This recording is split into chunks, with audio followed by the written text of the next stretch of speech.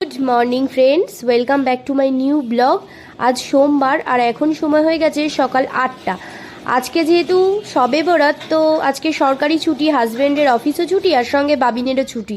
তাই সকাল সকাল হাজব্যান্ড চলে গেছে বাজারে আর বাবিন এখনও ঘুমাচ্ছে। সেজন্য আমিও চায়ের কাপ নিয়ে চলে এসেছি তোমাদের সাথে গল্প। দেখো, হাজব্যান্ডও চলে এসেছে বাজার থেকে। দেখা যাক আজকে কি কি বাজার করে নিয়ে এসেছে। যদিও সবজি আছে ফ্রিজে, শুধুমাত্র মাছ আনলেই হবে। মাছই আনতে গেছিলো। ও বাজার থেকে আজকে বেশ বড় বড় সাইজের পুঁটি মাছ নিয়ে এসছে আর অনেকটাই নিয়ে এসছে। আর নিয়ে এসছে এখানে কাটাপোনা মাছ।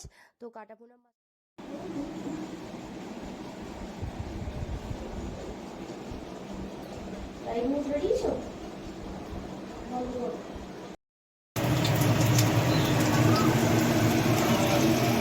সকালে খাওয়া দাওয়ার পর আমি এখন মাছগুলো কাটতে বসে পড়েছি। কাটা মাছগুলো তো কাটাই ছিল, আর এখানে পুঁটি মাছ আর মৌরলা মাছগুলো আমি কাটতে বসেছি। আর যদিও আমি অত ভালো মাছ কাটতে পারি না, কিন্তু মাছওয়ালারা তো এই পুঁটি মাছ বা মৌরলা মাছ কেটে দেয় না, কারণ অনেকটাই সময় লাগে। আর সকালে তো রান্না করেছিলাম, তোমাদেরকে দেখালাম এক ঝলকে। লাউয়ের তরকারি করেছিলাম আর ভাত, বেশ বড় একটা লাউ এনেছিল। তো কিছুটা ফ্রেন্ডস, তো দেখো এখানে আমার রান্না কমপ্লিট হয়ে গেছে। আজকে বানিয়েছি শুক্তো, আর তার সাথে করেছি বাবিনের জন্য একটু উচ্ছে ভাজা। আর কাটা মাছ নিয়ে এসেছিল, তো কাটা মাছের তেলটাকে এখানে ভাজা করেছি আমার জন্য।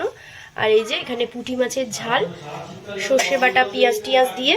আর বাবিনের জন্য ডিম সিদ্ধ করেছি, আর করেছি এখানে ডাল সিদ্ধ বসিয়েছি। ওকে ডাল সিদ্ধ আর ডিম সিদ্ধ উচ্ছে ভাজা দিয়ে খাওয়াবো। আর এই দেখো এখানে সিঙ্কে পড়েছে কিছু বাসন। তো এখন আমি রান্নাঘরটা পুরো পরিষ্কার করব, দেন বাসনগুলো মাজবো, তারপরে চান করব। তো চলো, ওদিকে বাবিনকে ওর পাপা স্নান করিয়ে দিচ্ছে আর আমি কাজগুলো কমপ্লিট করে নিই। আমার ব্লগে অনেকবারই আমাদের পুকুরটাকে তোমাদের দেখিয়েছি। আজকে দেখো এই দাদারা আমাদের পুকুর থেকে মাঝে মধ্যেই মাছ ধরে।